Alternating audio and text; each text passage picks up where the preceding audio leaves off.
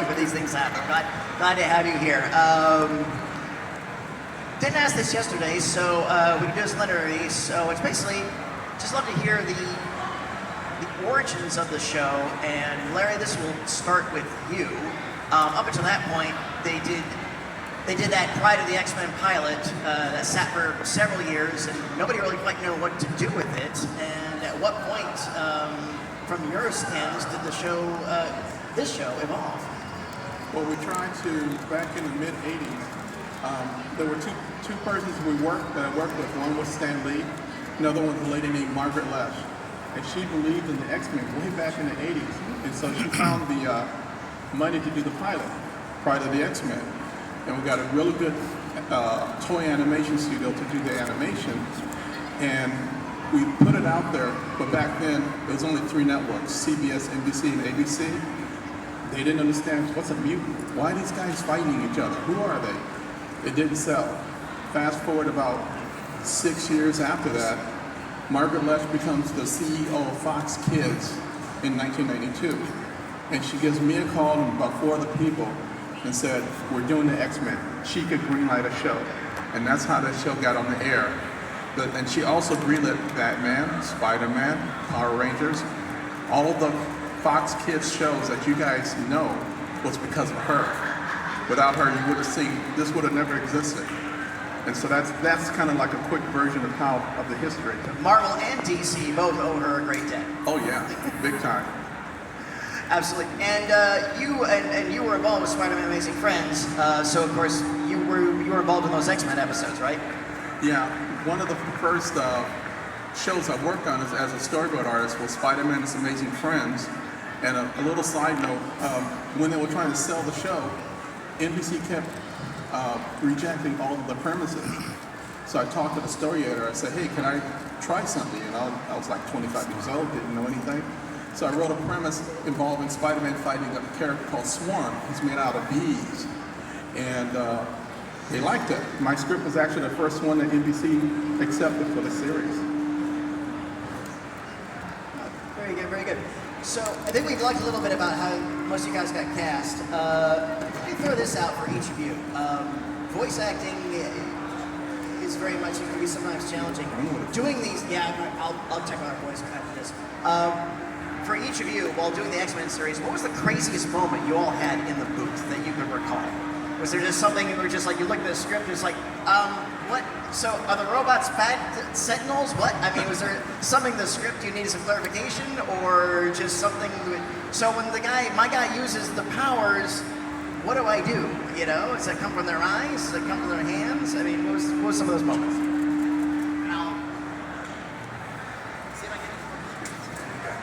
I got a story. Go. Well, first of all, to answer your question about sound effects, we didn't get a lot of direction. It's hard for anybody to direct you when you're being told that you're hit by a laser beam in the chest, blown back 200 yards into the side of a building. So it was sort of, let's make it up. Most of the time, that's what we do as performers. With great imagination, so that was a lot. I do remember the first year of recording. We recorded as a group in the studio, not individually. So there were times where there'd be 4 or 5 of us together in the booth, in a big studio. And we stopped doing that because there was mic spill into others. We were doing our character and we inherited somebody else's mic, so eventually we did it individually. But when we did it as a group, I remember being in the room one day and we needed, people were always searching for extra money. So if a character was needed that was not one of our characters, but they needed somebody that sounded like Jack Nicholson, for instance, one day like 4 guys put up their hands. And it was Cal and Norm and maybe Cedric. I don't know. So we had 4 guys competing to see who could try to outdo each other for their Jack Nicholson impersonation. And I didn't have a clue. I just sat back and watching these guys going, I can't do imitations. I can only do my voice, you know. So that was, to me, that was an eye-opener. It was a lot of fun. There was a lot of talent in the room all the time. And I missed it when we had to go to the individual sessions and they're all alone. So, good day for those group. Anybody got another one? It's all good. And the original series, you were all working on the magnetic tape, right? Yeah. Take Yeah, two. yeah. That's those days. Yeah. When they would do their shows, they would by mail, an old technology. They send cassette tapes to us back in Los Angeles from the recording for us to listen to. There was no internet. No, internet. We didn't even know the show was successful. they'd send it down on horse and buggy. Well, actually, I have a kind of embarrassing story. Embarrassing for me, so if I share it with you guys, you're not allowed to tell anything. So, and it's about, you know, the recording and one of those moments in the studio. So I never got, in that first year, I never got a chance really to do the group things because I was working, I was doing Shakespeare out in Stratford, and the only day that I had off was Mondays. Mondays were dark days in the theater. So they weren't about to, you know, plan and schedule around one actor, so I would come in and do the stuff by myself, which I found really disconcerting because I'd never, I mean, I'm a theater actor, so it's all teamwork. It's all about teamwork. And all of a sudden I'm in there and it's just a microphone and a music stand and a script and anyway, so it's a Monday and I've got to knock off about 5 episodes. So I'm going to be working all day. I got morning, working, I got lunch, and I got to work in the afternoon. So the morning goes beautiful. You're just knocking it off. People are saying really nice, flattering things, and I'm happy. I go and I have my lunch, and I come back, and I start work. And the first thing comes out of my mouth, and I look in the booth looking for my approval, and they're in there, and they're laughing. And they went, oh, okay, that was funny. Could we get this done now? So I try it again. And this time they don't laugh as much. They're like, okay, Allison, we still got 3 more of these things to do. Can we get to work? And I don't know what's happening, but the voice is just not there. So I try again. And at this point, nobody's happy with me at all. They really think that I'm playing a game, and I'm not. I'm trying desperately to get Storm back, but Storm has left the building. We had to leave those 3 episodes until the next time, and you guys know time is money, right? But that was the first and the last time that happened to me. But up to this day, I have no idea what happened, where the voice went. I just couldn't place her. I just couldn't get it. But don't tell anybody, okay? All right, you all just don't tell the internet, you know. But if it does, it's good to keep it secret. So it's fine. Well, friends, before I jump out into the audience again, I just want to thank you all. I want to thank you for the performances you brought to these roles. And Larry, thank you so much for all the hard work and knowing the value of these characters and how it would transfer on over and all the other fine work you've all done. So thank you all so very much. All right, so let's go ahead and hear what everybody out here has to say. Let's go ahead and do a line, and whoever asks first question will get 2 pieces of candies. All right, looks like it's you, so come on. Hey, hi, what's your name? Harry. Harry, what do you have for me? I was just going to ask what your favorite episode or arc was to work on in the original series. Okay, well, I'll just start. A Rogue's Tale, when I got that script in the 2nd season, I was really happy because finally we get to see Rogue's backstory, her origin story. And a lot of people ask, you know, they say, did it hurt my voice because I had to scream a lot? And I like to say, well, I was already a kind of a scream queen in Canada by that time. I'd done a lot of horror films, so I had a lot of practice screaming. by being murdered in many different nefarious ways.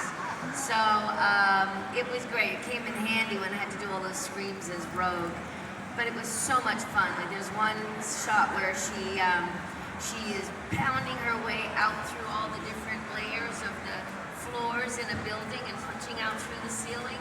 And then the last shot is all of them just looking up through the hole at the top from where she's disappeared. And I love that.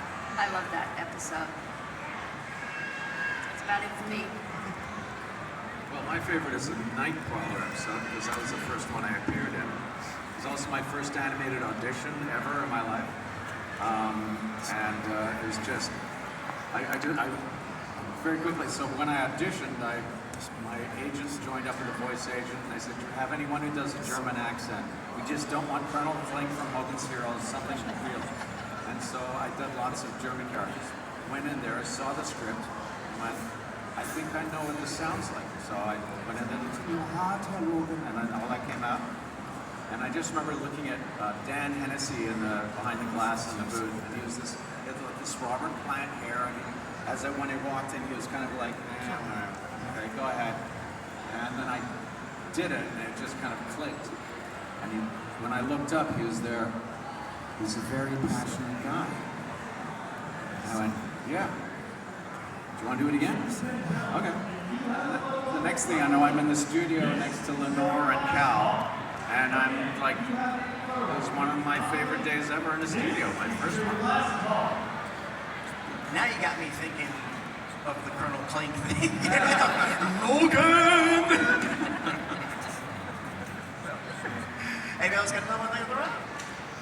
It's pass or play. For me, season 5, the episode Descent, which the origin of Mr. Sinister is Nathaniel Essex, the doctor, the geneticist who was a patriot of Charles Darwin, and he was looking for a cure for his wife who was very ill on death's door and his child, and that's when he started the experiments in genetics. And one character mentions the experiments you are doing are quite sinister, and he remembers that word, that description, and then he takes that description when he starts to do experiments on himself, and that's when he develops into mysticism. Well, that's the episode that I am most fond of.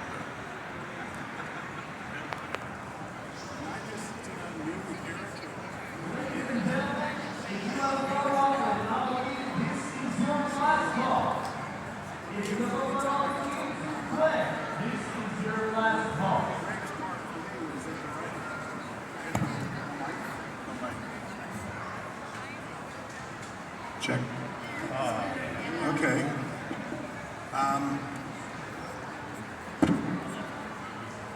Okay. I was just saying that I just knew the character. I knew that guy, and I knew how I wanted to play him. But the best part was the writing. So it wasn't a particular arc for me. It was just that the writing stayed true to what I felt that character was how that character was going to be played by me. So every time he opened his mouth, I could hardly wait because the writing was excellent and it fell in line. So I enjoyed doing all 73 episodes that I did, and the stuff that came out of Gambit's mouth was money to me. I loved it. For me, obviously I wasn't one of the voice actors, but for me it was going to be the Phoenix and Dark Phoenix saga. I tried my best to make it as accurate as I could to the comic books. I even used panels from the comic books into the show so that if you read the books and you're watching the show, you actually saw certain panels animated in the adventure. So I tried to do that. And you succeeded. And if we're being honest here, this is the best adaptation of the Dark Phoenix storyline. Yes. It really is. So, do you have a favorite? It's a basic answer, but probably the finale. All right, right on. Good question. Well, thank you for your question. Good one. Thank you so much. what you got? This one's to Miss Allison. It's like how would you able to pull out like it's I noticed like when she stormed, she's like our speeches is like melodramatic, and it's like especially like when she's activating her powers, and that's what I like about it, because she's Storm, and how was that all you, or was that like just Sure. Yeah, those are. So, what was it like finding your voice? Again, it was, as Chris was saying, it was so beautifully written that, sometimes as a performer, you're searching for who this character is and what the style is, but the style was right there on the page.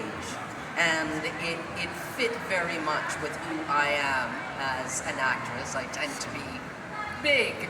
I'm very much one of those go big or go home kind of actresses. And it worked out. And of course, I was doing Shakespeare at the time when I first started this, so it just lent itself very much to what my style was. And it's one of the things that I love about the character is her drama, her theatricality, the fact that she sort of announces, hey, this is what I'm going to do. And I love it. It all worked because, of course, her heritage is she comes from a long line of witches. There are witches, all of them with white hair and blue eyes. And so often when she is calling on her powers, it almost sounds like an incantation, right? And so between the Shakespearean theatricality of it and the witchiness of it, I just reveled in it, and I found it really easy. And I've got to thank Larry again for making it easy for us as performers, because all we had to do was lift it off the page. It was all right there. And as you can tell, we picked the best actors and actresses to portray the X-Men characters, the best that we could find. So I always applaud you guys for all the work you did. Okay, what's your name? My name is Christian.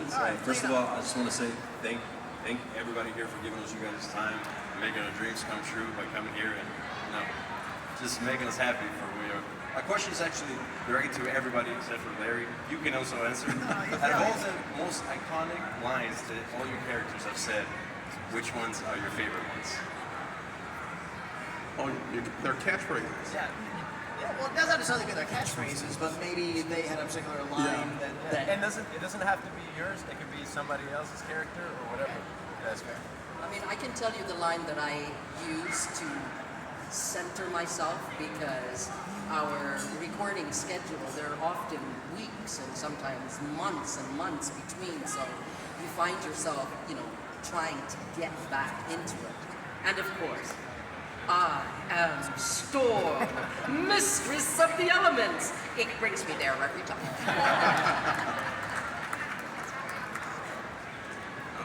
It'll be easier if you don't resist. And less dangerous. And I am the future. I think my favorite is in the new one, although there's so many. Look in your heart, open from the first one. And I think it's episode 7 when Rogue is on the bed and Logan and Nightcrawler are looking over, and then the Prime Sentinels arrive, and then Logan goes, "I got 6 reasons why." And then Nightcrawler comes out with 2 swords and one on his tail. He goes, "No, mein Freund, nein." It's like, I just love the puns in it. I love that moment when Nightcrawler comes out with all those swords. It's so fantastic. I have so many great lines as Rogue, some really funny ones, but in the last iteration of the show in '97, in the scene where I am dancing with Magneto, in the sky, in the ceiling, and then we touch palm to palm like Romeo and Juliet, and then we kiss. I have a line after that, and in the script it was something that was written, and it seemed a bit wooden to me. I just didn't buy it. So I said in the booth, would you mind if I try something else? And they said, sure, go ahead. And so at the end of that palm to palm and then the kiss, I just looked at Magneto and I said, thanks for the dance, sugar. But Remy was right. Some things are deeper than skin. And they kept that line, and I love it because she's repeating something Remy has already said when she told him that she was going to leave him and go off with Magneto. And it speaks to me of volumes of what true love really is. It's deeper than skin. And the fact that she finally realizes that it's not all about touch. It's something deeper. For me, that just says so much. And I'm grateful that they allowed me to use it. Somebody in this report. I don't know. Now that's a line. Or something like that. I always loved the stuff when he was so full of himself, and he was, but so full of BS at the same time. He'd say something like, where I come from, we always kiss the bride. We kiss the bridesmaids too. What about you, Mr. Larry? Out of all the characters, what's your favorite line from this? I kind of like, I'd have several favorite lines, but what I decided to do when I was doing the series was that when the writers came up with good catchphrases, I would try and repeat it, like when Beast would be around, he'd have a line like, oh dear, or fascinating, or, when Gambit would have, my name's Gambit, remember it, I kind of kept things going, Storm and everybody. If the writers wrote something that was like memorable, I would repeat it in different shows, Thanks, everybody. Thank you. Thank you. Great question. All right. Hey, what's your name? Andrew. And what you got, Andrew? Well, first of all, for those of you that probably cross paths with Miguel and Ileana, say hi from Toy Quest 101. They love you guys. But I just honestly, I don't have a question. I just wanted to take a second and say, for one, thank you for coming, but thank you guys for all your hard work. Thank you for your cultural impact with these characters. I know for a long time you guys didn't know just how much you guys meant to the fans, and just whether they were X-Men fans or just fans of animation, or just, like I said, the cultural impact that you guys have had over the years. It's staggering and immeasurable. So thank you so much for all your hard work, all of you as well, because without you, none of this exists. And man, that's all I can say is thank you so much. Appreciate it. Thank you. Hey, what's your name? Well, now Jean-Pierre, and I'm just going to tell you guys thank you for all your hard work. Been collecting comic books since 1973. The only question I have for you guys, who would you guys like to fight also? So if you could cross over in any other facet of the Marvel Universe in animated form, who would you like to either team up with? Well, Larry could say, when superheroes, they always fight at first, and then for the wrong reasons, and then, oh, no, let's team up and fight the big bad. For me, it would have been nice if they had, if the contracts had been in order, it would have been X-Men versus Avengers. That would have been kind of fun, but you had to have contracts signed way ahead of time. I ended up playing a role in Avengers United They Stand, which was an animated version of the Avengers. We only did one season of it, and it's now on Disney Plus. But I played Tigra in that. So I always thought it would be fun if Tigra and Rogue got into it. Oh, yeah. That'd be a lot of fun. Well, it's a little segue, but I played a doctor in Alien vs. Predator 2 who gets the alien, hits him right in the center of the head, and as well as like filling the whole maternity ward with little aliens. So it would be Nightcrawler versus Alien. That's good. And that's fair game. Alien Predator, that's all Disney umbrella, so Star Wars, that's on the table too.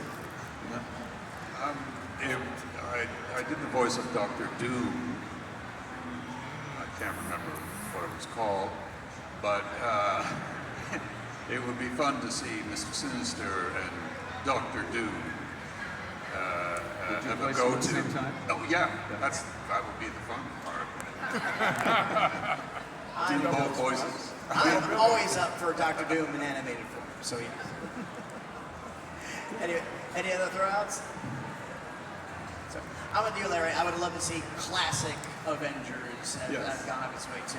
Because of course we would have seen more opportunity to see Ms. Marvel as she was known back then, Carol Danvers and Rogue and their history, which I'm hoping we'll see eventually in live action. Yeah. Great question, though. Thank you very much. Wait, and you got one? Hey, what's your name? Liam. What's your name? So, this is directed towards everyone.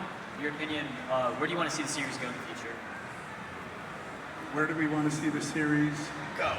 On and on. To season and on. 56. And an animated feature film. That would be fun too.